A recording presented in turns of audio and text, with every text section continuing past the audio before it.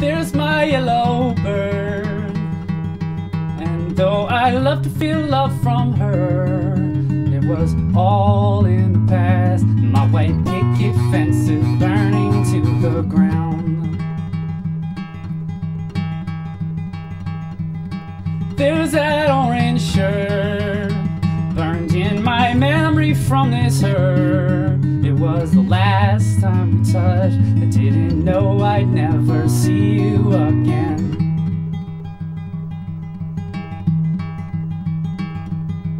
Won't you let me go? For every man has known a love of this kind. Just keep your hands off mine.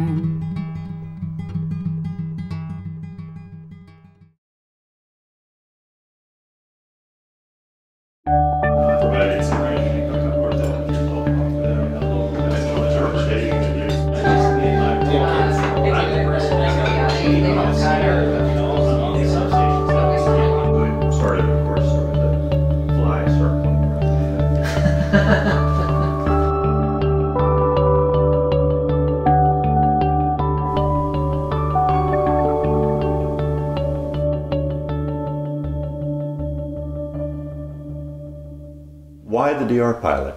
Well, we're having this demand response pilot because basically for a few hours a day on about 5 or 6 cold days a year and maybe 1 or 2 warm days, we're basically using more energy than our electrical infrastructure on the island can handle. It's kind of like too many cars on 305. You know, there's only so many cars that'll fit there during, you know, when a ferry dumps out. It's kind of the same thing. There's only so much energy that our infrastructure can handle. Right. So the infrastructure is really stressed.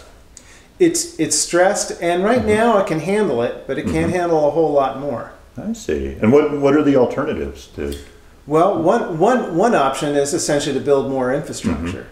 And a group of us, you know, citizens, decided to get together and thought, well, couldn't we just use a little bit less energy, at least during certain times of the day? You know, move that energy usage to another part of the day. So use what we have more intelligently and more efficiently. Yeah, and that's really what the demand response pilot is all about. It's using, you know, essentially internet and smart grid technology essentially to toggle our, you know, thermostat and toggle our water heater in such a way that it moves some of that energy usage to later, but without sacrificing comfort. I see. So shifting that demand, really, rather than sacrificing, you're simply shifting the time in which you're using the electricity. Exactly. So in some sense, this really isn't an energy efficiency program. It's a, you know, it's a demand shifting program. So if we turn off the hot water heater for 2 or 3 hours, it's large enough because the requirement for the program is to have at least a 40-gallon tank, which is more than enough to take all your showers. If you turn that off for 3 or 4 hours, it just heats up later,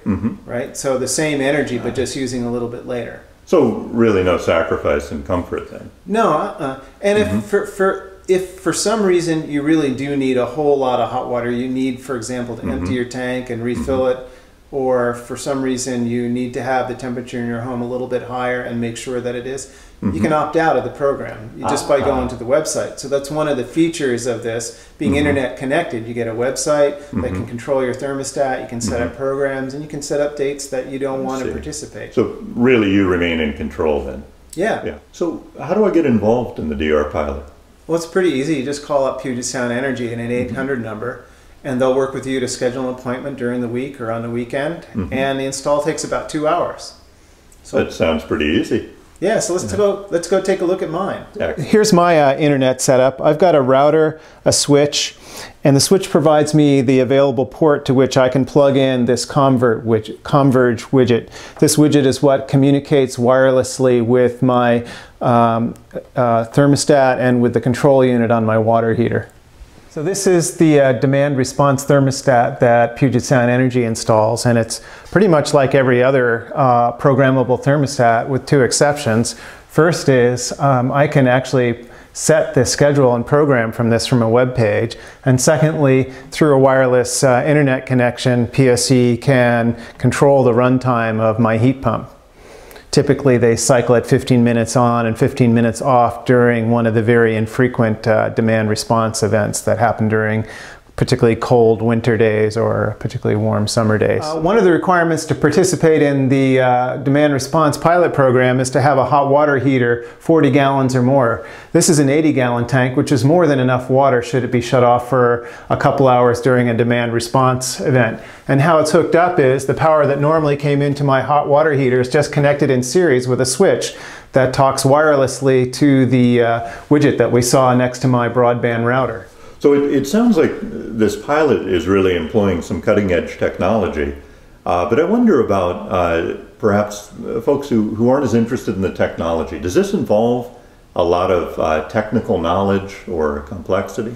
No, not at all. I mean, it plugs into your broadband router, and from there, what's plugged in, I never have to interact with. The programmable thermostat, I program it once, and it's just like the thermostat I had before, and I don't even notice the switch on the hot water heater.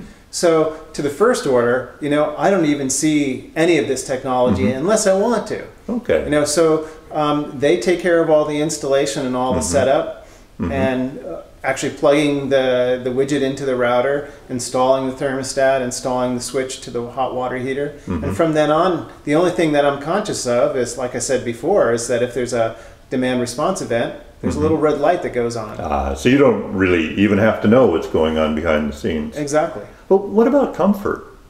Well, during those times that there's a demand response event, there's essentially taking my heat and cycling it on and off in about 15-minute intervals. So I'm not without heat during those 3 hours of, let's say, those 5 or 6 times a year when we have it.